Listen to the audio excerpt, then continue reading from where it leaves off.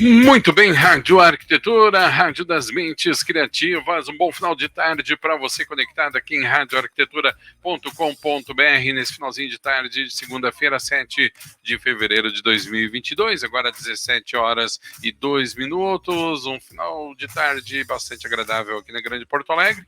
Temperatura nesse instante na região do Vale dos Sinos em 25 graus e 8 décimos. Está no ar mais uma edição do programa Arquitetura Efêmera, aqui pela sua Rádio Arquitetura. Lembrando que você pode acompanhar pelo site, pelo aplicativo Radiosnet, no nosso Facebook e também no YouTube.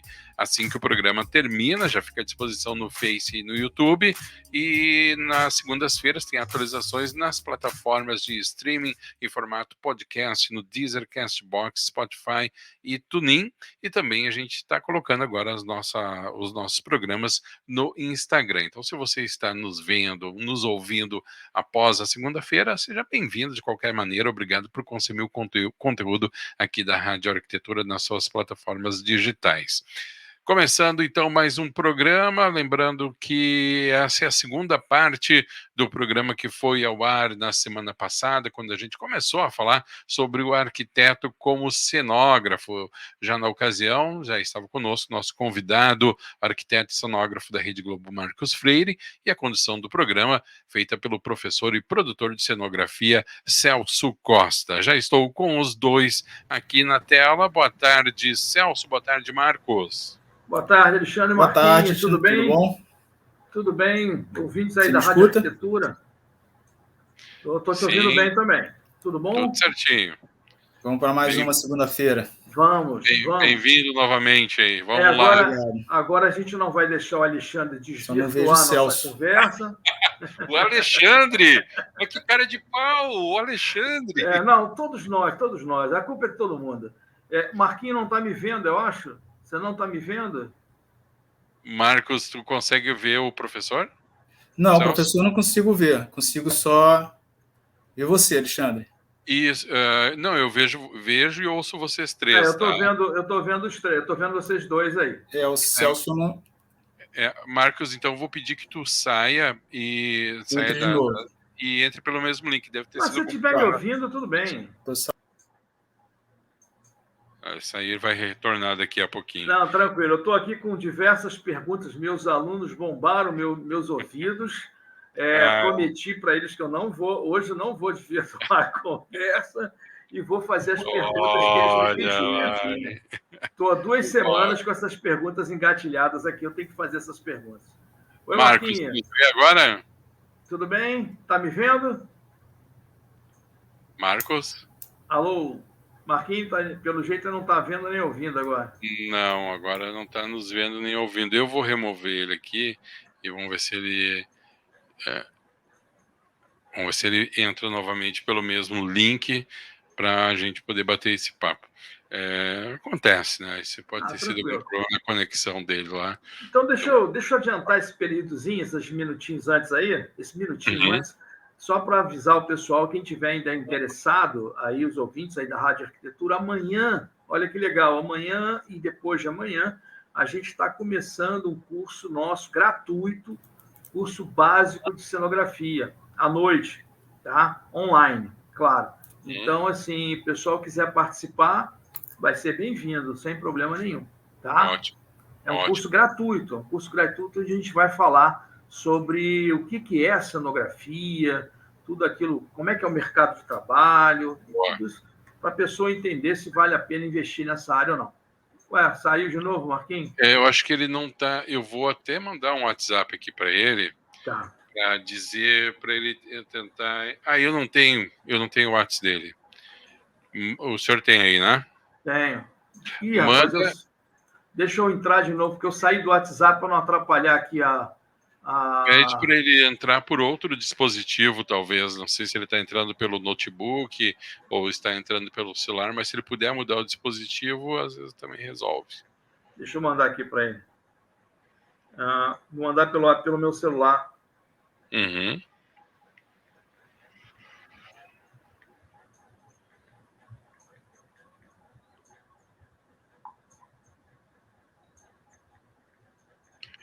Lembrando os ouvintes que esse programa fica gravado, né? E depois fica disponível no Face, no YouTube, e o áudio dele na próxima segunda-feira nas plataformas de streaming. Vamos ver aqui. Marcos, Olá, tudo bom? Opa, que bacana, que bacana. Entrar pelo celular. Você não me vê, não perde nada, tá? Eu ia fazer esse comentário. Até vantagem ficar só com a voz, viu? Eu acho melhor, porque a cara realmente não ajuda muito.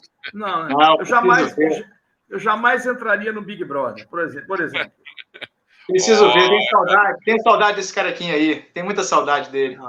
É legal, era uma irmandade, aquele trabalhar junto, aquela equipe toda boa que a gente tinha lá, de vez em quando eu lembro com muita saudade também, muito carinho.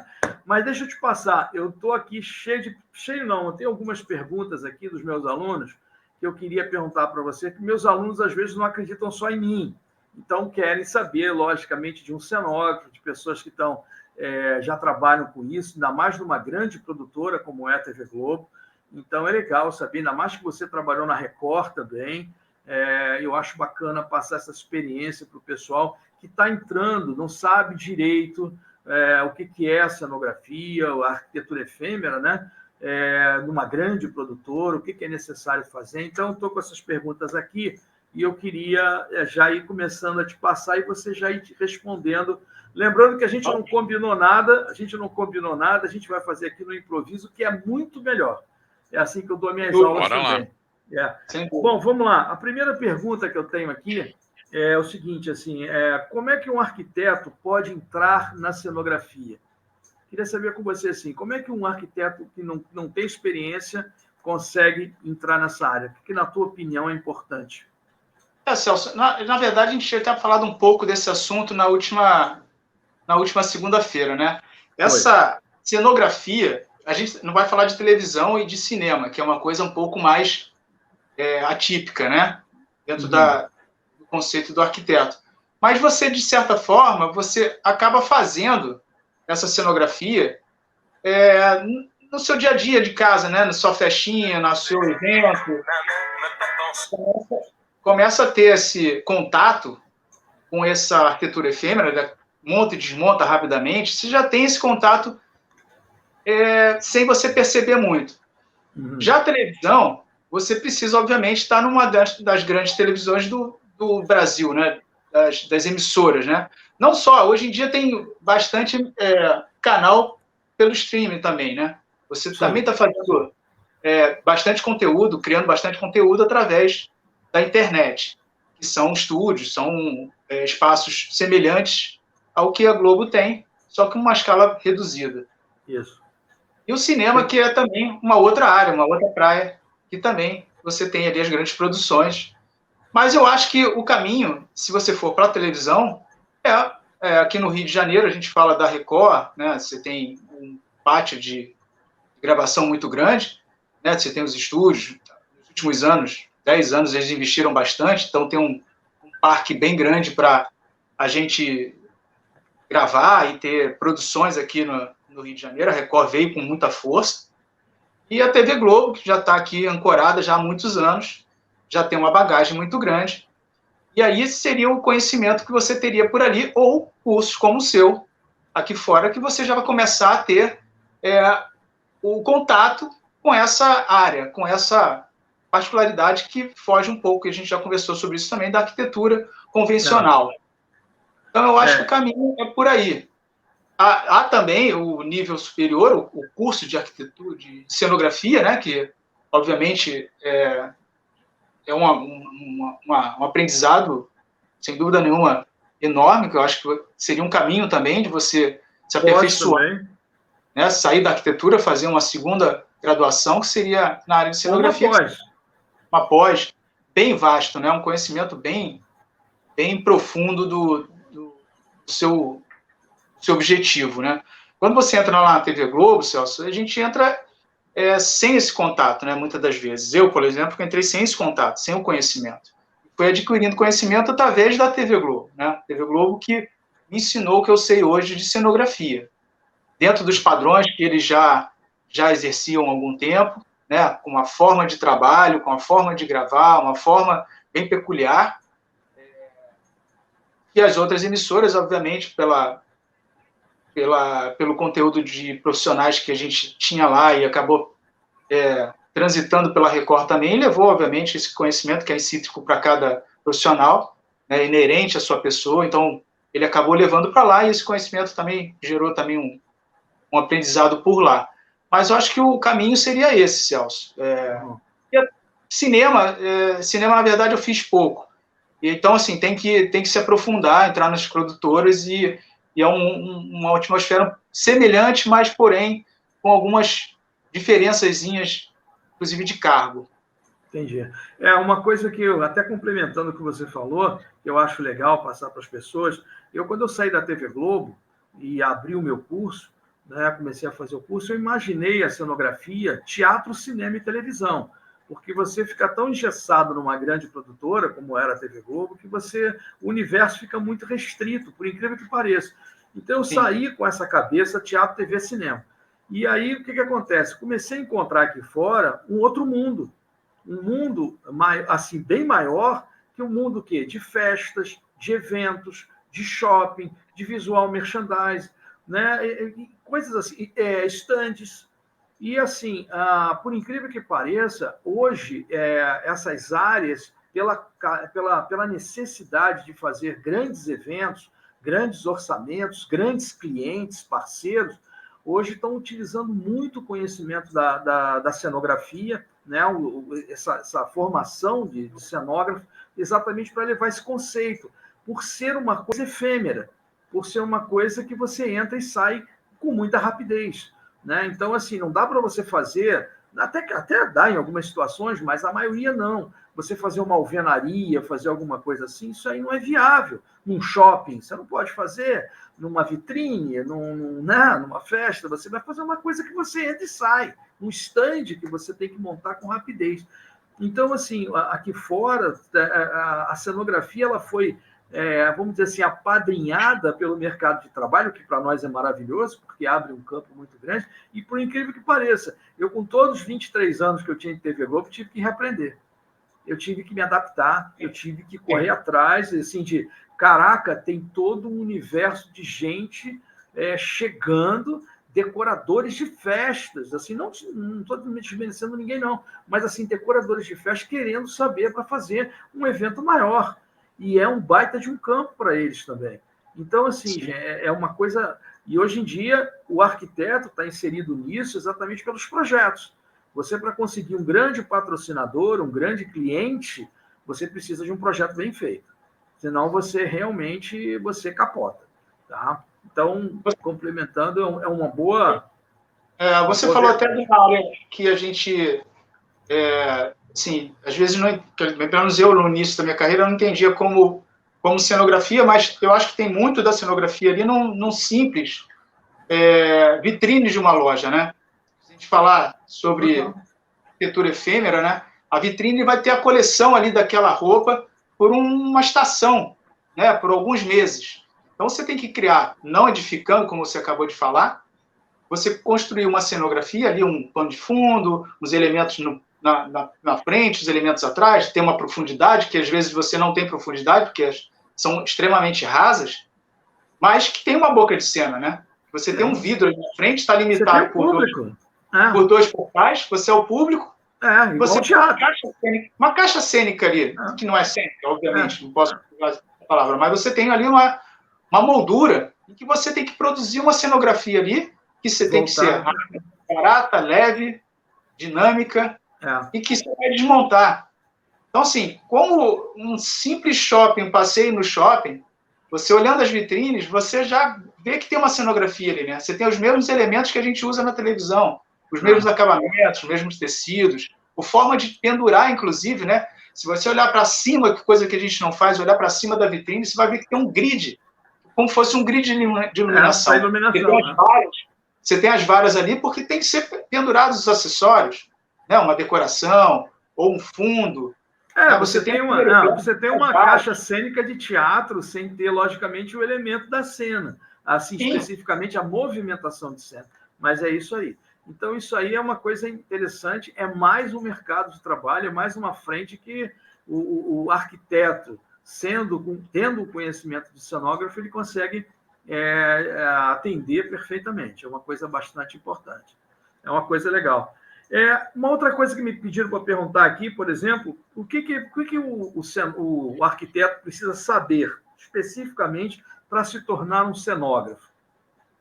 Ou melhor, assim, o que ele, para entrar nesse mercado, ele precisa saber para entrar nesse mercado, os softwares, o que ele precisa realmente, na tua opinião, que é importante para que ele se torne um profissional dessa área e possa desenvolver e crescer nessa área. Essa é uma boa pergunta, Celso. Isso aparece muito. Sempre quando a gente fala sobre cenografia, arquitetura, sempre perguntam o que teria diferente, o que teria a mais para poder trabalhar nessa área. Eu diria que as aptidões, Celso, são muito semelhantes, são muito parecidas. Então, os softwares, hoje em dia, também seriam muito parecidos um com o outro, ou eu usaria os mesmos. Né? A gente está falando do AutoCAD, né, que é uma ferramenta usual na arquitetura e muito usual na cenografia. Né? A gente faço até hoje os projetos em CAD, né, a ferramenta maravilhosa, né, para a questão técnica, né, de construção, para a gente elaborar o projeto. Montagem também. Sim, o SketchUp, que é um 3D muito dinâmico, muito rápido, né, aprendizado simplório, você muito usado em festas. Usado pessoal de festas, assim, eles trabalham muito no SketchUp. Uma volumetria rápida, fácil. O Photoshop, né, porque você tem que tratar algumas imagens para fazer alguns fundos, para fazer uma logomarca, para a gente alterar alguma imagem, fazer um ladrilho, uma paginação de piso, mandar rodar uma lona, um papel de parede.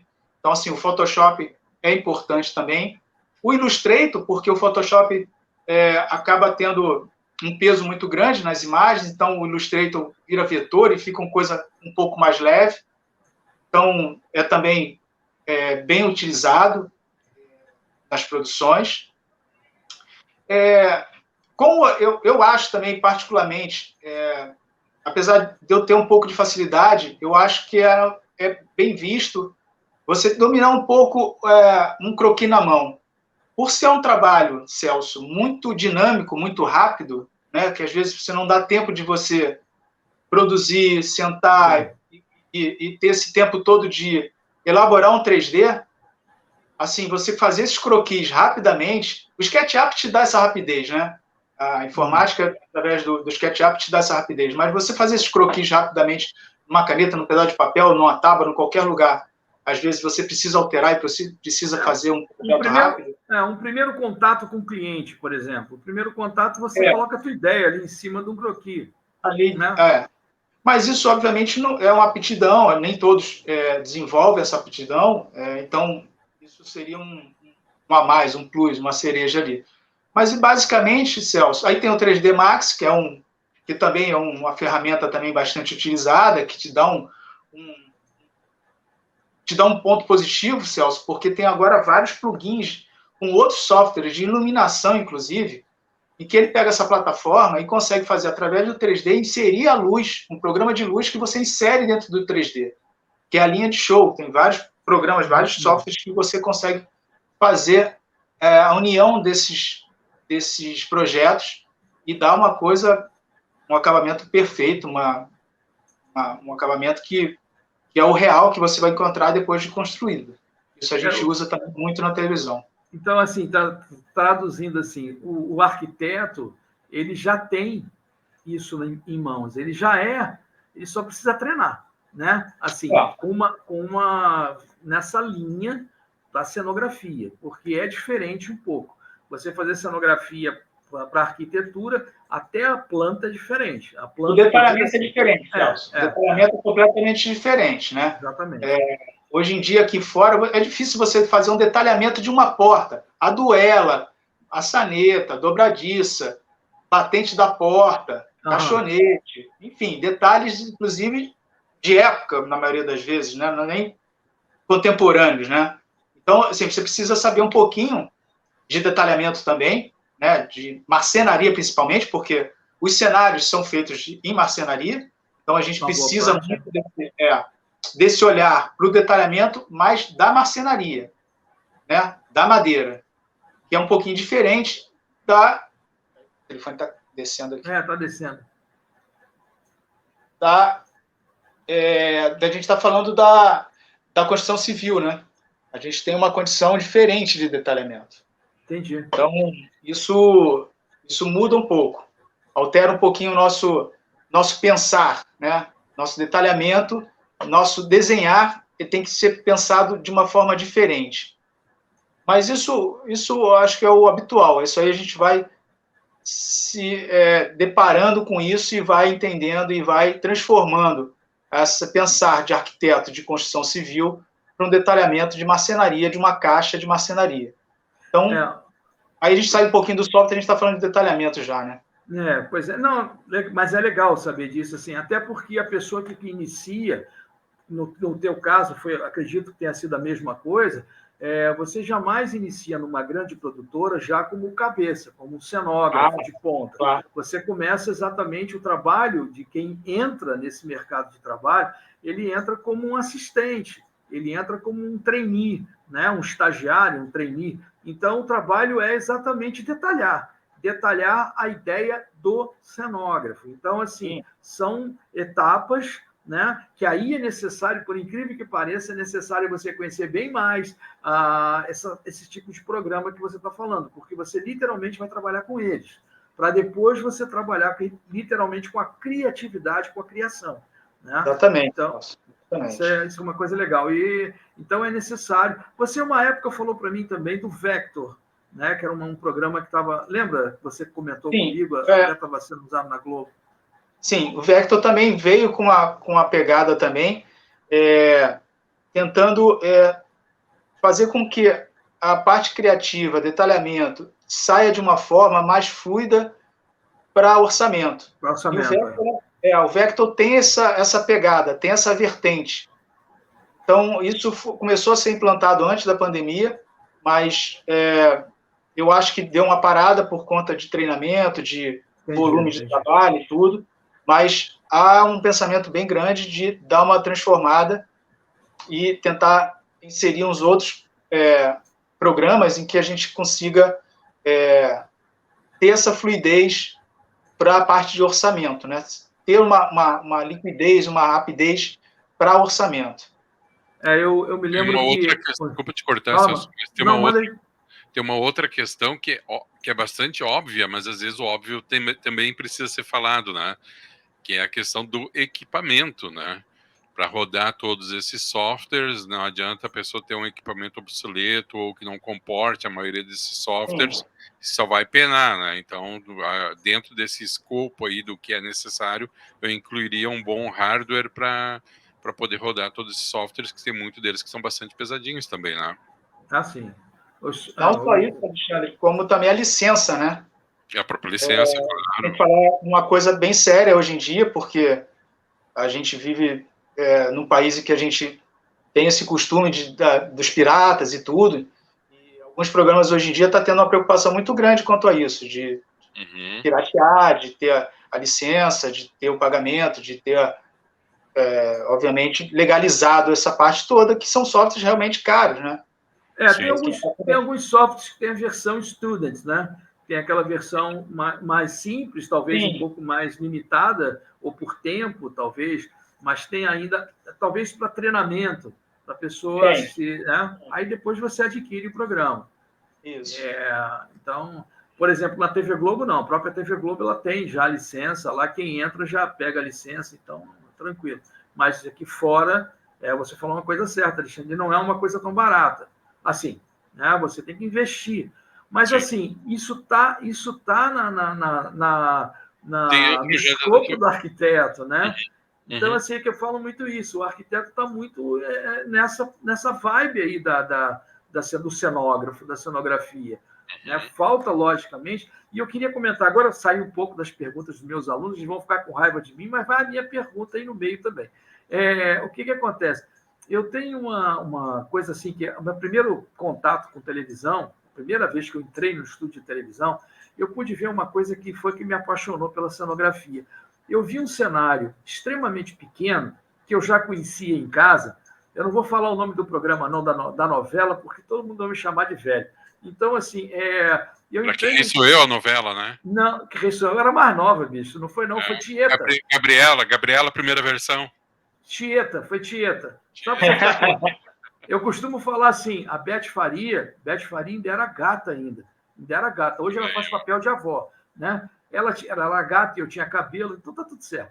Então, assim, e eu entrei, eu vi essa novela na televisão, eu vi em casa, da Bahia, eu sempre gostei muito do Nordeste, e aí eu falei, caraca, bicho, Tieta, Casa da Perpétua, era a casa da personagem que eu gostava, e aí quando eu entrei, eu fiquei, assim, eu juro por Deus, assim, eu tomei um banho de água fria, né, eu achei horrível, o cenário eu achei horrível, pequeno, reduzido, falso, estreito, sabe?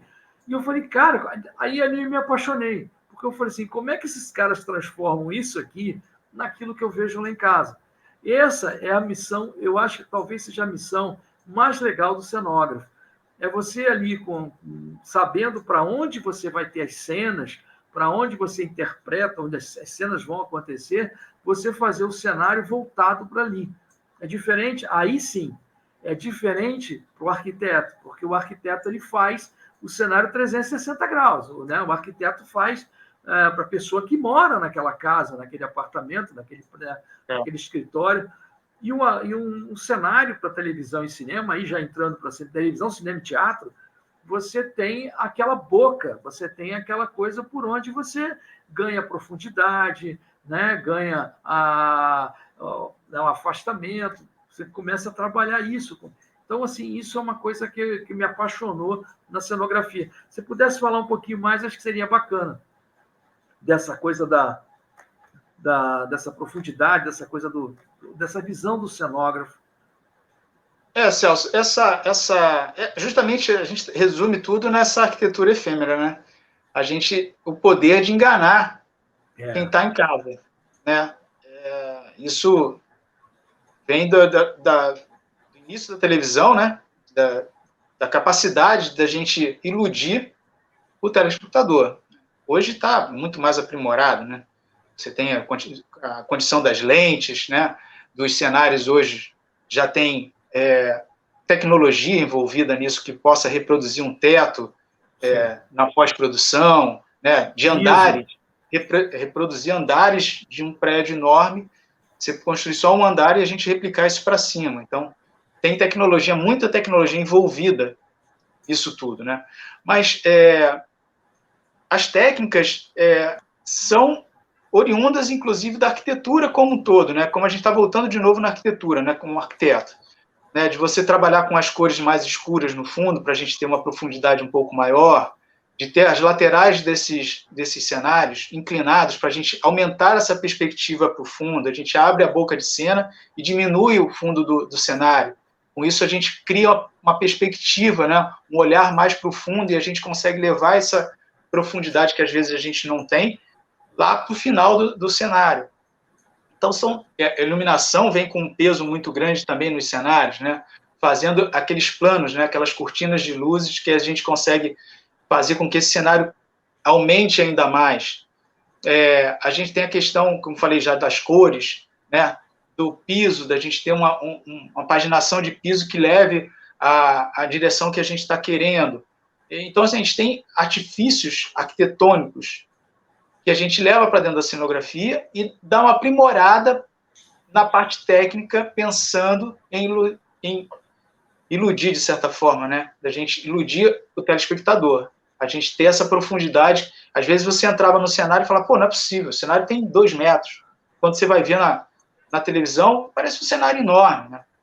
A gente tem o Croma também, né, Celso, que entrou, veio, chegou, era bem capenguinha, né? Você via os recortes assim em volta da cabeça, ficava fritando, né? Você não via uma qualidade muito boa quando chegou, e aí a coisa foi aprimorando, e hoje em dia a técnica está avançadíssima, né? Se você não tiver um olhar técnico apurado, passa despercebido e você não sabe nem o que é virtual, o que é. Você tem vários vídeos no YouTube de filmes Hollywood, até das novelas nossas aqui, e que você fala, não é possível.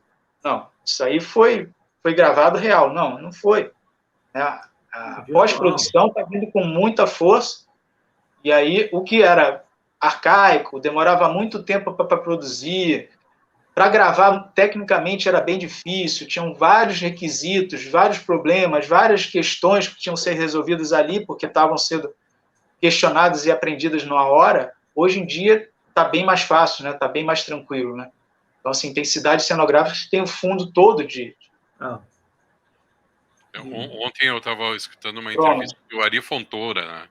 E daí perguntaram para ele, na opinião dele, qual teria sido a maior evolução nas novelas, e ele citou a cenografia.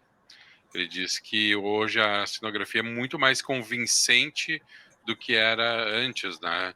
E que, claro, ele citou outros exemplos lá, mas eu fico imagino vocês dois que estão há tanto tempo, né, dentro desse métier, mas um ator como ele, por exemplo, que tem 50 anos de atuação dentro de set de filmagem, a evolução que ele presenciou ao longo desse tempo também, né? Eu me lembro aqui, pegando esse gancho, eu me lembro de uma entrevista daquela série Liberdade, Liberdade, novela, série, uma entrevista até do Matheus Solano e um outro ator, que eu não estou lembrando agora, um rapaz, e eles falando exatamente disso. Assim, eu me lembro que quando eu assisti, eu cheguei a ficar arrepiado, embora eu já tivesse até saído da Globo naquela época, que ele falou assim, olha, a qualidade da cenografia, do figurino, da maquiagem, da caracterização é tão grande que eu não me permito ser um ator ruim. Eu já entro no set de gravação, o personagem já ele vem como ele incorporava, porque realmente o cara não conseguia ser, porque e eu vivi isso também.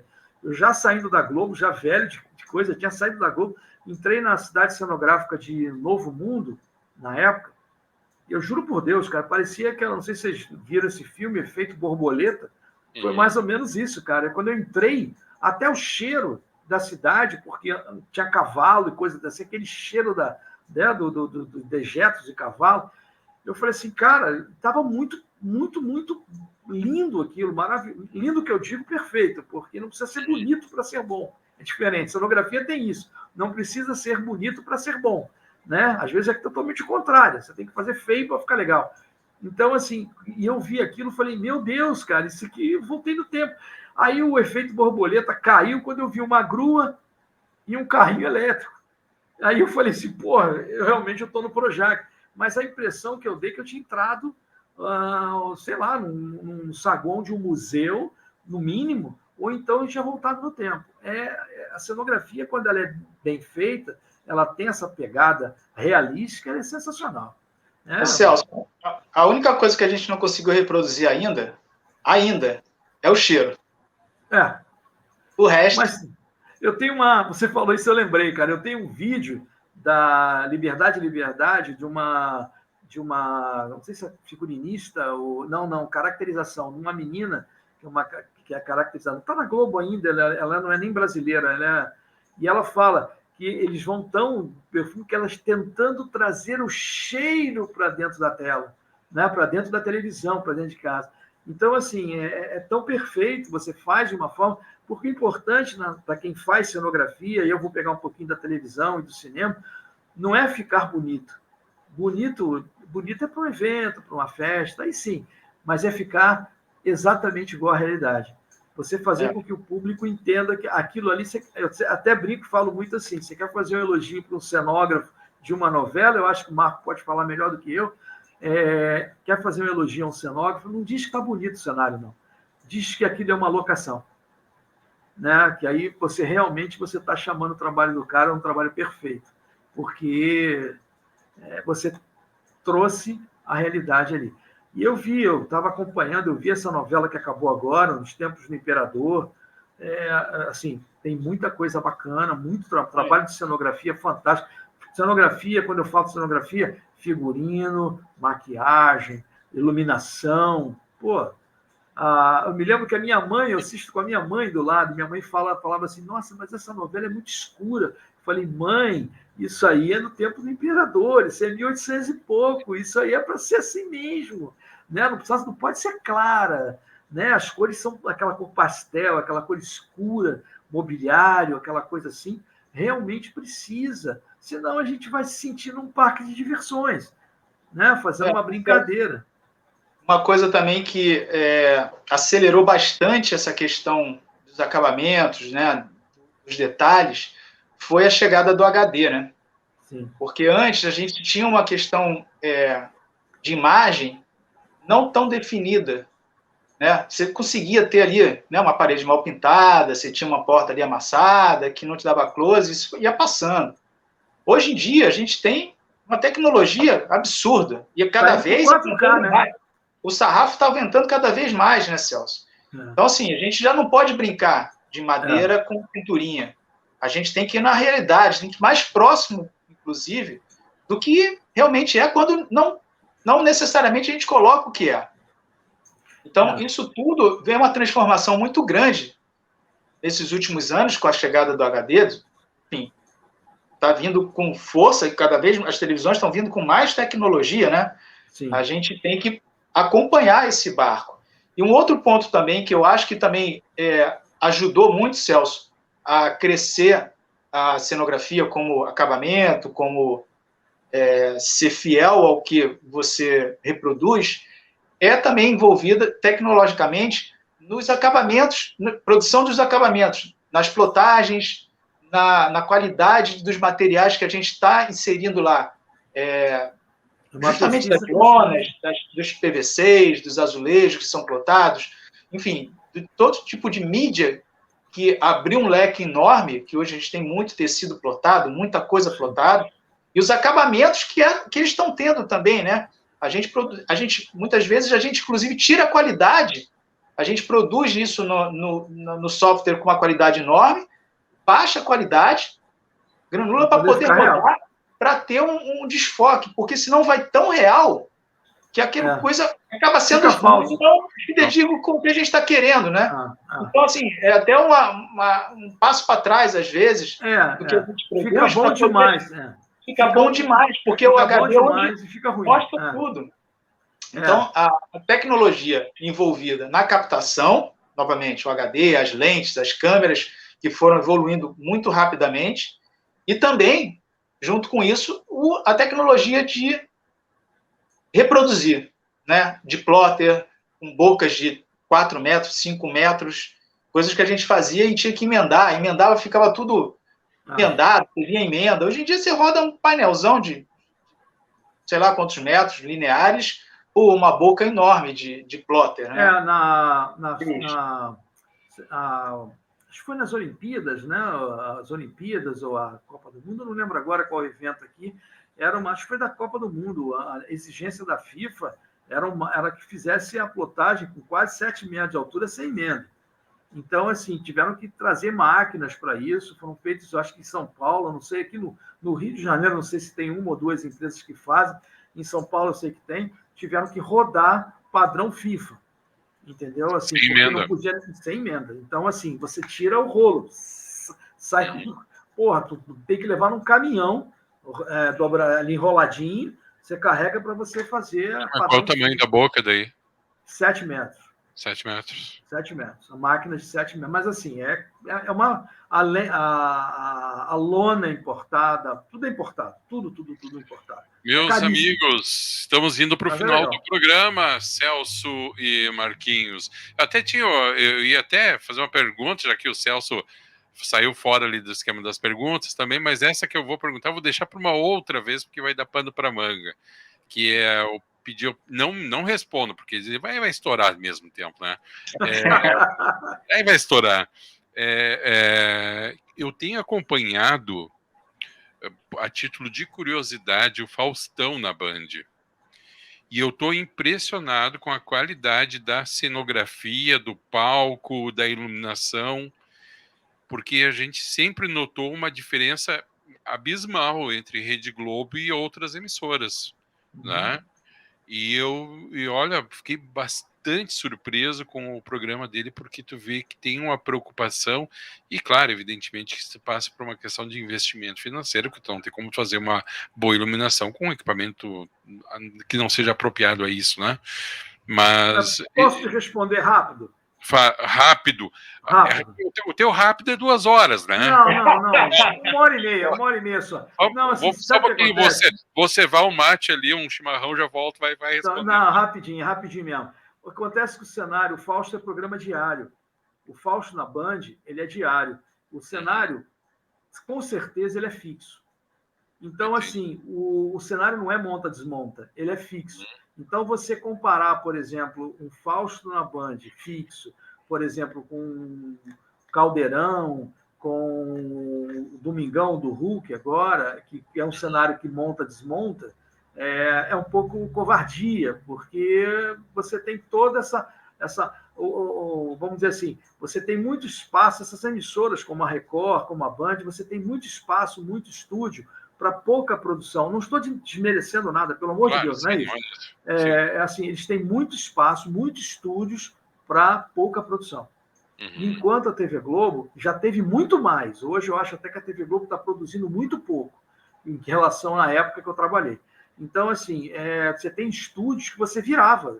Estúdio que você era novela, no outro dia era diarista, no outro dia já era não sei o quê, no outro dia não sei o que. O Marquinhos viveu isso também. A gente, no Zorra, quantas vezes a gente entrava, tinha acabado de sair uma novela e saía não sei o quê. Pô, você desmontava o estúdio inteiro, Alexandre. Você desmontava 1.000 metros quadrados de estúdio, você desmontava num dia, para outro dia ser outro programa. E 1h da tarde tem que estar pronto para gravar.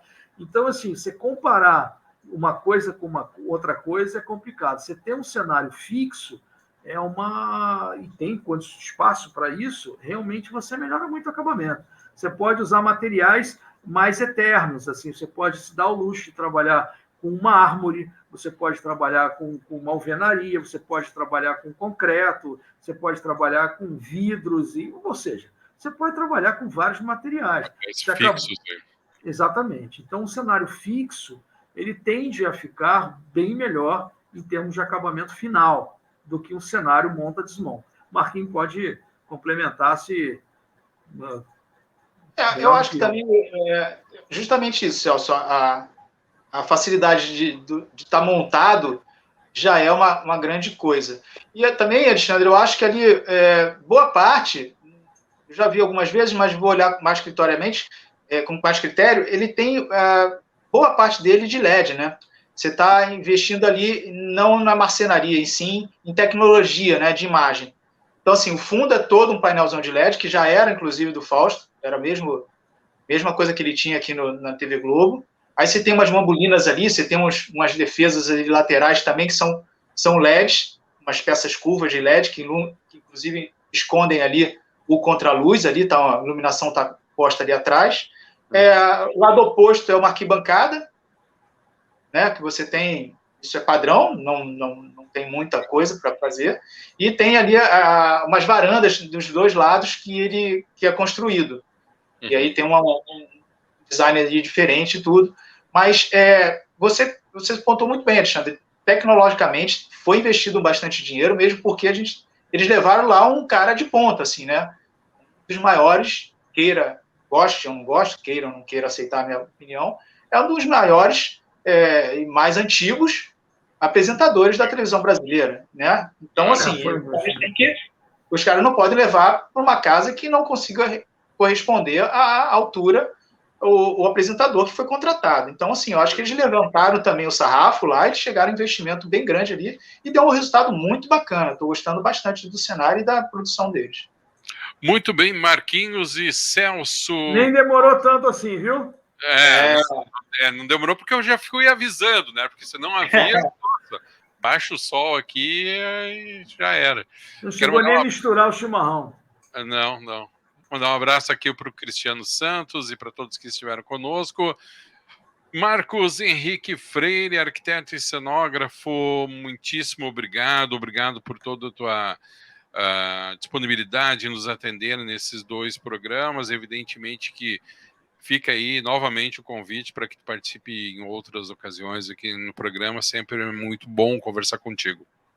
Agora, Muito Alexandre, obrigado. a pergunta para o Marco agora, aquela pergunta que você ia fazer para o Marco. Quem é que vai ganhar o paredão do Big Brother agora? Não. A pergunta não é. A pergunta.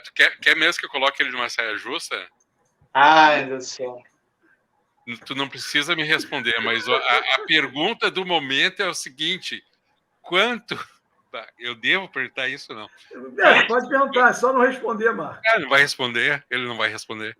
Quantos estão com Covid dentro da casa? Eu não tenho essa informação, Alexandre. Infelizmente, não tenho essa. Mas eu posso te afirmar que os protocolos são enormes. O nível lá é bem grande com essa preocupação. Desde o ano passado, quando eu estava efetivamente na equipe, a gente tinha um controle enorme, assim, de aprontar com tudo com 2 horas antes, para entrar uma equipe só para poder higienizar o espaço todo.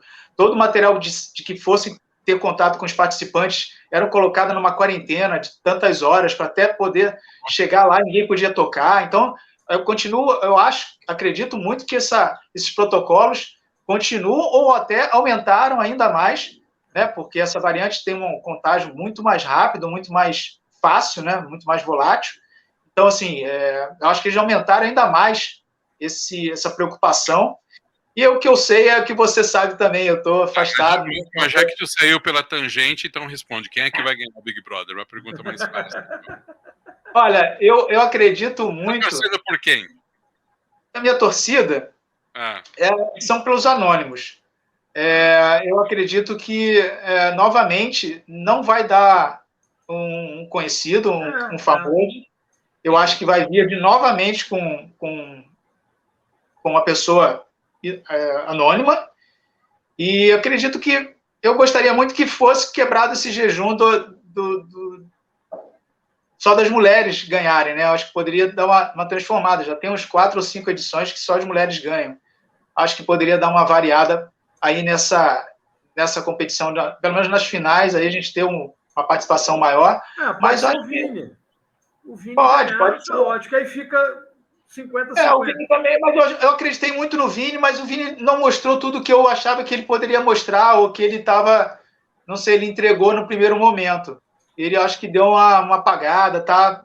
Não sei. A equipe, acho que essa galera toda eu achei esse ano um pouco mais morna, assim, mais tranquila, mais da paz. A gente já teve edições também parecidas com essa.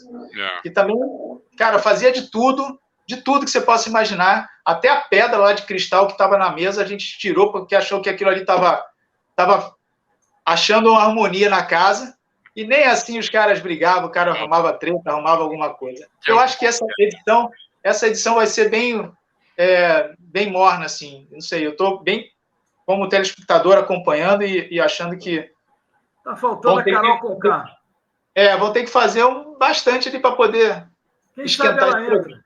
Ela entra naquela casa de vidro agora, eles vão botar um negócio de casa de vidro, bota a Carol Conká e tá ótimo. Aí fica bom o programa. Oi, eu tava torcendo pelo meu sobrinho, mas não, meu sobrinho não vai ganhar. Oi. O Thiago Bravanel? Não vai. Gente, muitíssimo obrigado, Marquinhos, muito obrigado. Obrigado, mais uma vez. Obrigado, Marco. Celso Costa, muitíssimo obrigado também. Obrigado aí por mais esse programa. Temos um encontro marcado na próxima segunda-feira em mais uma edição do programa Arquitetura Efêmera. Falou. Um abraço, Marco, Alexandre. Um abraço. Tchau, gente. Obrigado mais uma vez. Valeu. Tchau. Conectando aqui, professor Celso Costa, professor e produtor de cenografia, que hoje conversou com o arquiteto e cenógrafo da Rede Globo, Marcos Freire, falando sobre o arquiteto como cenógrafo, a segunda parte do programa. Obrigado a você que nos acompanhou aqui em radioarquitetura.com.br, agora 17h51. Eu vou ficando por aqui, você fica com a nossa programação automática. Um grande abraço. Lembrando que daqui a pouquinho às 18h tem o Croquis de la Musique, o melhor da música francesa em destaque na programação da Rádio Arquitetura. Rádio Arquitetura, a rádio das mentes criativas.